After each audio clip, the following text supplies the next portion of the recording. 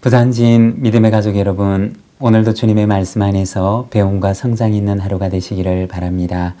오늘 말씀은 마가복음 13장 28절에서 37절입니다. 무화과 나무의 비유를 배우라. 그 가지가 연하여 지고 잎사귀를 내면 여름이 가까운 줄 아나니 이와 같이 너희가 이런 일이 일어나는 것을 보거든 인자가 가까이 곧 문 앞에 이른 줄 알라. 내가 진실로 너희에게 말하노니 이 세대가 지나가기 전에 이 일이 다 일어나리라. 천지는 없어지겠으나 내 말은 없어지지 아니하리라. 그러나 그날과 그때는 아무도 모르나니 하늘에 있는 천사들도 아들도 모르고 아버지만 아시느니라. 주의하라. 깨어있으라. 그때가 언제인지 알지 못함이라. 가령 사람이 집을 떠나 타국으로 갈 때 그 종들에게 권한을 주어 각각 사물을 맡기며 문지기에게 깨어있으라 명함과 같으니 그러므로 깨어있으라. 집주인이 언제 올런지 혹 저물 때일런지 밤중일런지 닭울 때일런지 새벽일런지 너희가 알지 못함이라. 그가 호련히 와서 너희가 자는 것을 보지 않도록 하라. 깨어있으라. 내가 너희에게 하는 이 말은 모든 사람에게 하는 말이니라 하시니라. 아멘. 오늘 우리가 함께 읽고 있는 말씀에서는 무화과 나무의 비유와 또 마지막 때에 대해서 말씀을 합니다. 28절에서 31절의 말씀입니다. 무화과 나무의 비유를 배우라. 그 가지가 연하여 지고 잎사귀를 내면 여름이 가까운 줄 아나니 이와 같이 너희가 이런 일이 일어나는 것을 보거든 인자가 가까이 곧 문 앞에 이른 줄 알라. 내가 진실로 너희에게 말하노니 이 세대가 지나가기 전에 이 일이 다 일어나리라. 천지는 없어지겠으나 내 말은 없어지지 아니하리라. 여기에 보면 무화과 나무의 비유에 대해서 말씀을 하는데 그 가지가 연하여 지고 잎사귀를 내면 여름이 가까운 줄 아나니 라고 합니다. 무화과 나무에 대해서 잠깐 소개를 드리면 이 중동지방의 무화과 나무는 3월에서 4월경에 열매를 맺기 시작해서 5월이나 6월이 되면 열매가 무르익어 수확을 할 수가 있다고 합니다. 그런데 이 무화과는 잎보다 열매가 먼저 맺히게 되는데 잎이 무성해질 때가 되면 바로 열매를 수확할 때가 되었다라는 것을 의미합니다. 열매를 맺어서 수확하게 되는 시기가 언제이냐? 계절로 말하자면 여름이었던 것입니다. 헬라어로 여름이라고 하는 단어는 때로스라고 하는 단어인데 이 말은 원어상으로 보게 되면 헬라어로 추수라고 하는 단어와 같은 어원을 가지고 있는 말입니다. 즉 여름이 왔다고 하는 것은 추수할 때 수확할 시기가 되었음을 말해주는 것입니다. 그런데 오는 계절을 막을 수가 있을까요? 무화과 나무의 열매가 무르익는 계절이 반드시 찾아오게 되는 것처럼 마지막 추수의 때가 되는 재림과 심판의 때도 반드시 이르게 될 것을 말씀하시는 것입니다. 30절과 31절에 보면 그때의 확실성에 대해서 말씀을 하는데 이 세대가 지나가기 전에 이 일이 다 일어날 것이고 천지가 없어져도 내 말은 없어지지 않을 것이다 라고 하십니다. 그날의 확실성에 대해서 말씀하는 것입니다. 32절과 33절입니다.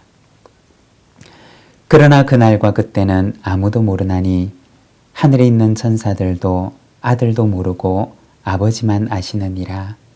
주의하라. 깨어있으라. 그때가 언제인지 알지 못함이라.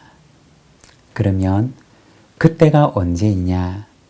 여기에 보면 그날과 그때는 아무도 알지 못하고 오직 아버지만 아신다 라고 하십니다. 그날은 오직 하나님의 주권 안에 있음을 말하는 것입니다. 그날과 그때를 알지 못한다 라고 하는 것은 두 가지의 삶의 방식을 갖게 합니다. 먼저 첫 번째는 방종하는 것입니다. 그날과 그때를 알지 못하기 때문에 내 마음대로 살자라고 하는 삶의 태도입니다. 그리고 두 번째는 항상 주의하며 사는 것입니다. 그날과 그때를 알지 못하기 때문에 언제나 주의하면서 그날을 기다리는 삶을 살아가는 것입니다. 오늘 본문 33절에서는 주의하고 깨어 있을 것에 대해서 당부를 합니다. 34절과 35절입니다. 가령 사람이 집을 떠나 타국으로 갈 때 그 종들에게 권한을 주어 각각 사물을 맡기며 문지기에게 깨어 있으라 명함과 같으니 그러므로 깨어 있으라.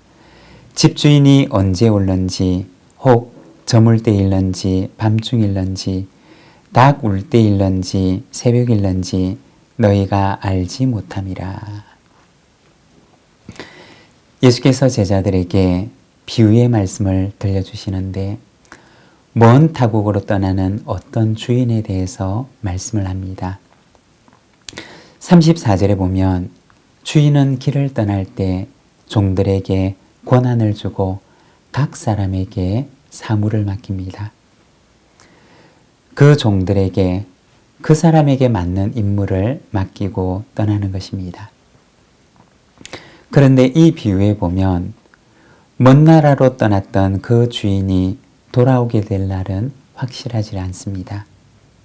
하루를 비유를 하자면 날이 저물 때 오실런지 혹은 밤중에 올런지 닭이 우는 이른 새벽에 올런지 아니면 동이 트는 이른 아침에 올런지 알지 못합니다.